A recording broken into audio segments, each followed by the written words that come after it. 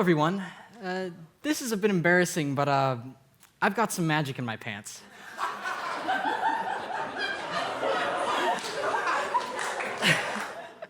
Now, I apologize if I've misled you, but as a magician, that's pretty much my job.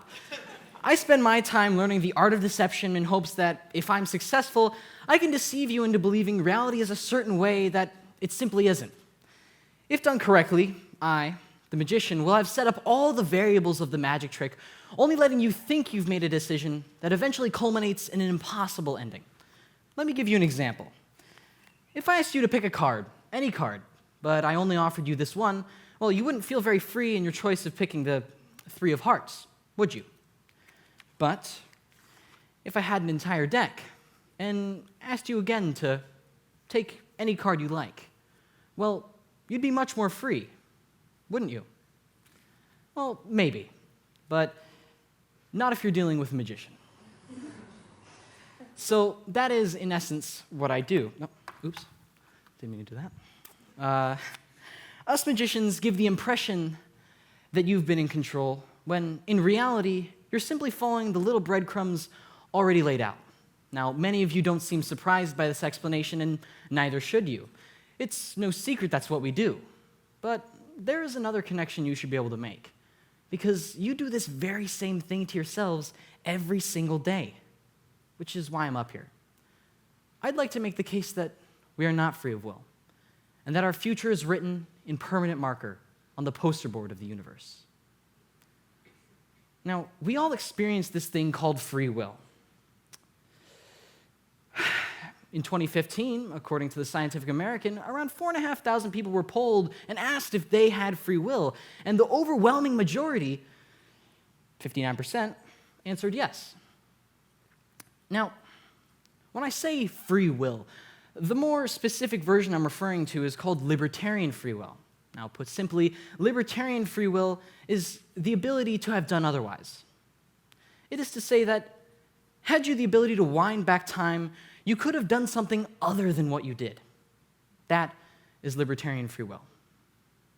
And this idea seems rather intuitive. I mean, I can do whatever I want, right? I'm in control of what I want, right? Well, we humans are pretty easily manipulated. Just last year in 2018, $151 billion was spent on advertising products to American consumers. If this didn't work, why would these tycoons keep on spending these absurd amounts of money? And because of this fallibility, not only can we fall to the trickery of others, but also to the sophistry of our own minds. And however widely accepted this notion of free will may be, it's actually somewhat contested. Allow me to try and persuade you. If we start with the assumption that free will exists, then it must manifest itself within our actions. I mean, that's exactly what free will is. It's the ability to do what you want. Now, there are only two reasons we do anything. One, we're forced to, or two, we desire to.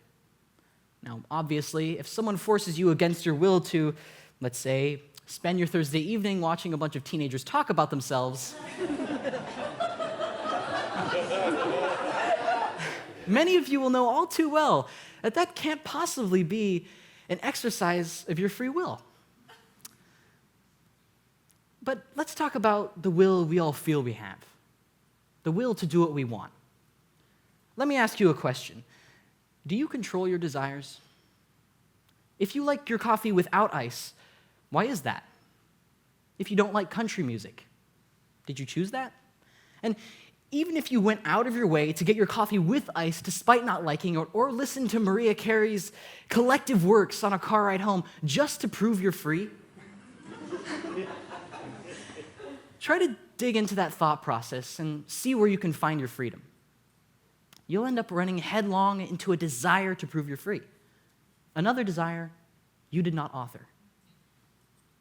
Now, if our freedom's not in the only two places it could be, well, where the hell is it? Allow me to do one more trick for you.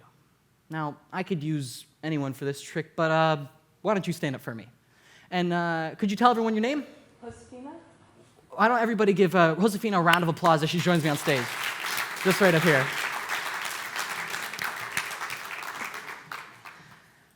Thank you for being a part of this. Now, in a moment, I'm going to show some pictures up on the slide here. And, just before I begin, I wish I could say we've never met before, but that would be a blatant lie as well. We go to school together. But I can assure you we've planned nothing in advance. Now, in a second, like I said, I'm going to be showing a few items up on the slide here, and you're going to pick any one of them in your mind, and you're going to go ahead and write it nice and large on this piece of paper here, all right? And just do not let me or anyone else see what you've written, and tell me when you're ready. I can tell by the way she's writing it out. No, I'm kidding.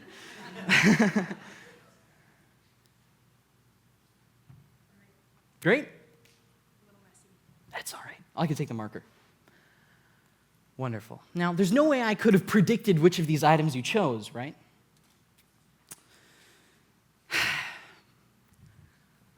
Last night, I took a good chunk of my time to write out all of this.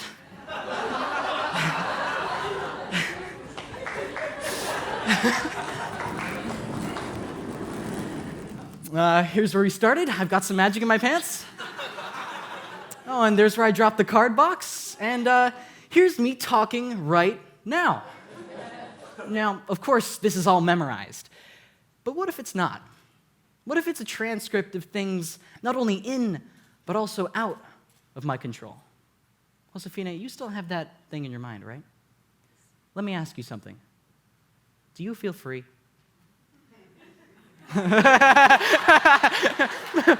Good, I'm doing something right. Well, if we go ahead and turn this around, right here it'll say, better hope this works. Josefina will choose the flamingo. Now, Josefina, will you go ahead and show everyone what you've written? Flamingo. Everyone give Josefina a round of applause so she has a seat. Thank you so much.